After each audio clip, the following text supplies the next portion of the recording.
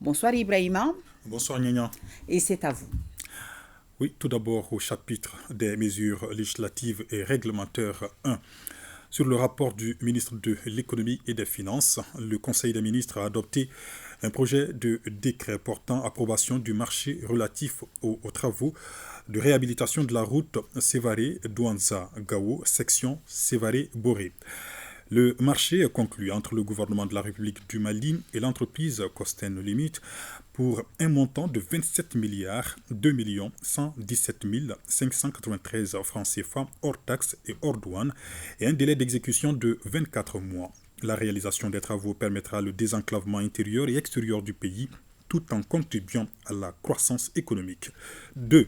Sur le rapport du ministre du Travail, de la fonction publique et du dialogue social, le Conseil des ministres a adopté un projet de décret portant allocation d'une prime spéciale Covid-19 aux agences chargées de la surveillance, de la prévention et de la prise en charge des cas de la maladie à coronavirus.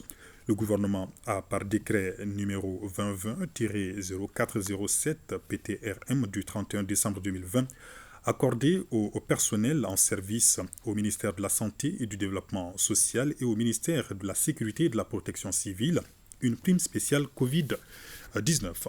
Le présent décret est initié pour prendre en compte l'ensemble des agents chargés de la surveillance, de la prévention et de la prise en charge des cas de la maladie à coronavirus.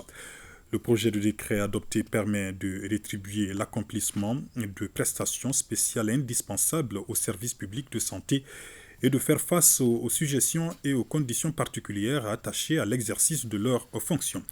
Au chapitre des mesures individuelles, le Conseil des ministres a procédé à des nominations. La liste nominative des intéressés est disponible sur le site web du secrétariat général du gouvernement, à savoir www.sgg-mali.ml et dans le journal L'Essor. Au chapitre des communications 1, le ministre des Transports et des Infrastructures a informé le Conseil des ministres des risques d'inondation provoqués par la déviation des eaux des collecteurs naturels suite à l'occupation anarchique des emprises. Suite aux pluies abondantes du samedi 16 juillet 2022, il a été constaté des inondations à Bamako et environ. Les informations recueillies auprès des services techniques indiquent que les eaux proviennent des collecteurs naturels, notamment le Molobaninko, le collecteur de Missabougou et le collecteur sous le pont tordu à Kalabankoura.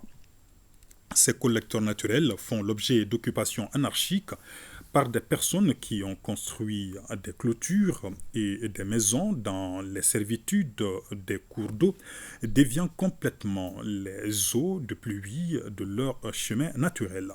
Cette situation occasionne régulièrement des dégâts importants sur les routes, dans les concessions, les commerces ainsi que les équipements collectifs riverains. Le Conseil des ministres a instruit la mise en place d'une commission technique qui aura pour mission d'identifier les personnes ayant construit dans les lits des cours d'eau, de vérifier les titres de propriété des constructions, de proposer les mesures de libération des cours d'eau et de leur servitude, de proposer les aménagements éventuels nécessaires en termes d'ouvrages d'assainissement. 2. Le ministre de l'Éducation nationale a informé le Conseil des ministres du démarrage du baccalauréat malien, session de juillet 2022. Les épreuves écrites du baccalauréat et des examens des instituts de formation des maîtres, session de juillet 2022, ont débuté le lundi 18 juillet sur toute l'étendue du territoire national et au camp des réfugiés de Mbera en Mauritanie. Au total, 192 442 candidats se sont inscrits au baccalauréat général, dont 150 dans le centre de Mbera en Mauritanie et 2596 au baccalauréat technique et professionnel. Ils sont répartis entre 424 centres dans toutes les académies d'enseignement sauf Taoudeni. Pour les examens des instituts de formation des maîtres, il est enregistré 13 441 candidats répartis entre 19 académies d'enseignement. Les épreuves se déroulent normalement, aucune fuite de sujet n'a été signalée. Cependant, des tentatives de fraude ont été constatées à Bamako, Sévaré, Ouelessebougou et Kenyeba. Les auteurs présumés des dites tentatives ont été appréhendés et mis à la disposition de la justice. 3.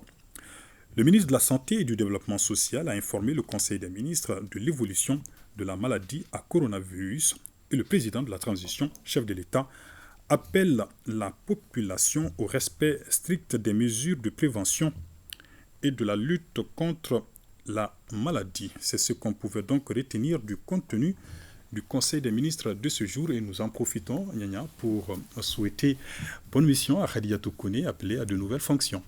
Ah oui, c'est vrai, le Conseil des ministres aujourd'hui. Bonne chance à Khadija Toukoune. Merci.